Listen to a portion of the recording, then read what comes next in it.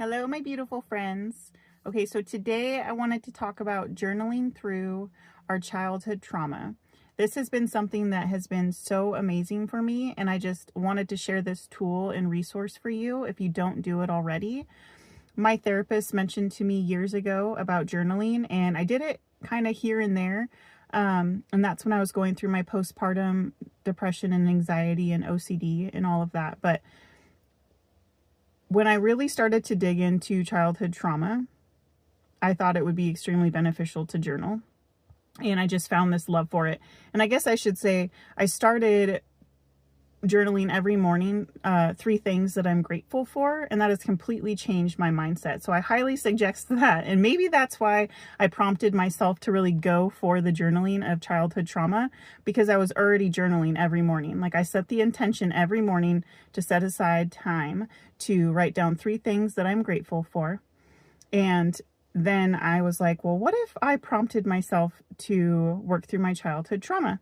So I would come up with simple questions like, did you feel loved when you were a child? Did you feel safe when you were a child? Do you still remember a traumatic event from when you were a child? And how did that make you feel? How do you think that has shaped you for who you are today? You get it, right? Like, simple questions that make you think about these things. And then you can just write out the emotions that you were feeling. And that was doing wonders for me, to be honest. Like, I started loving that.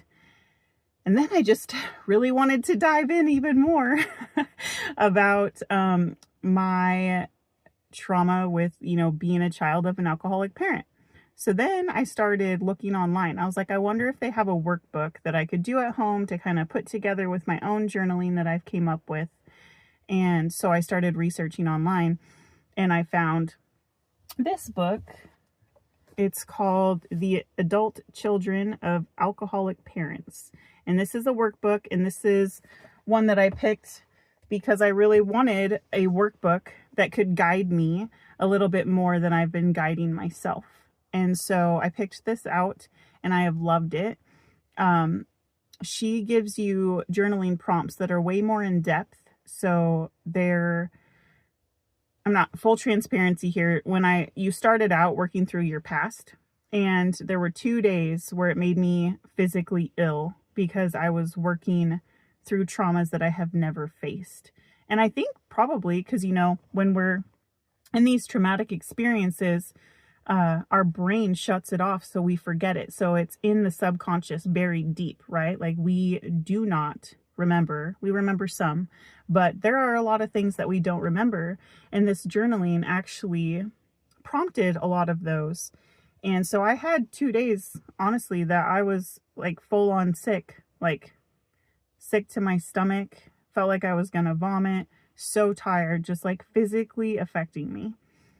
From there, it's actually gotten way better. Now I'm really excited about all of my further journal entries. And maybe it was just, 2 things that I journaled about those days that were really hard. But I just wanted to give you a heads up that can happen. This is common when you're working through such hard trauma, that it can make you physically ill. And I was a little bit unsure of that. And then it was validated that, yes, this can be common. Obviously, everybody's different. So anyways, but I highly encourage this workbook. I have been loving it. I am almost all the way through it.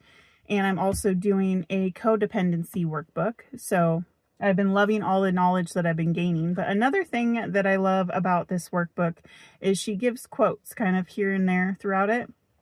And there was one that I felt like I would share in this video.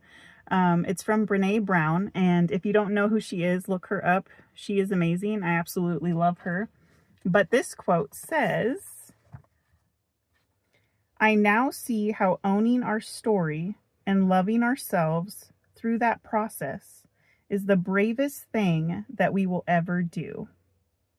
And I just thought that was absolutely beautiful, because you're going through one of your darkest and hardest times. You're reliving it. You're bringing memories up that your body has completely shut you out of so that it's protecting you, right? And you're choosing to go through this and to work through it to get better for yourself, get better for your kids, get better for your loved ones, and to just heal, essentially, right? And hands down, that is absolutely the bravest thing that you can ever do. It is so hard. And I know that I mentioned in one of my other videos that I have always felt so alone.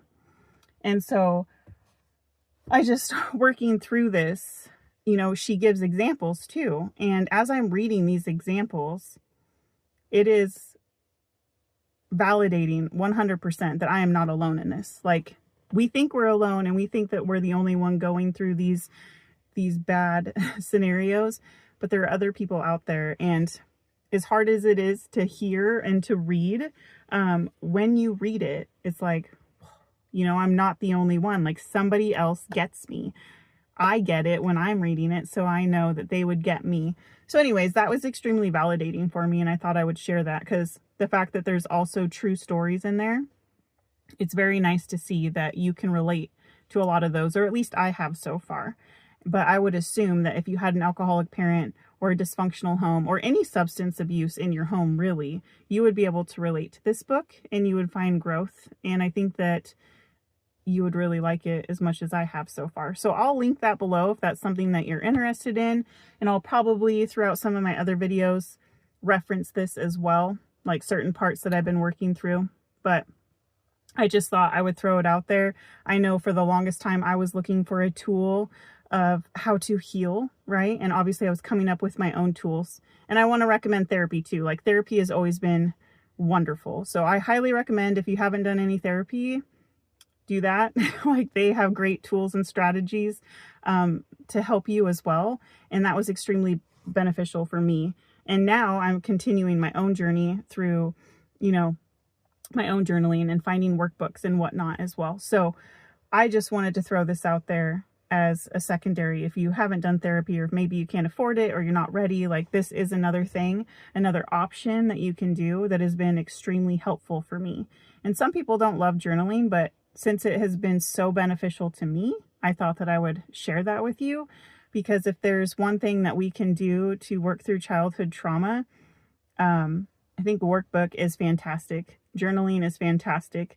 It is a way to get all of those feelings and emotions out that we've had buried deep for so long out. It gives you a moment to reflect, right? You can read it and you can really process the fact that this is not your fault. I think that's one of the biggest things that I've taken from this so far is, you know, as a kid, we always thought, is this me? Like, am I doing something wrong? Why does she not love me? Or, you know, whoever it was for you. But you question those things as a kid. And so it is so validating to see and hear that it was not you, okay? And you are loved and your feelings are valid and they do matter. So there's one thing that I can encourage today, if you don't already, journal through your childhood trauma. I think that you will see how beneficial it can be. And while you're on this journey, I just want you to know you are not alone. I am so proud of you. Your feelings are valid. Your feelings matter. And you can do hard things. I'm sending you so much love and light.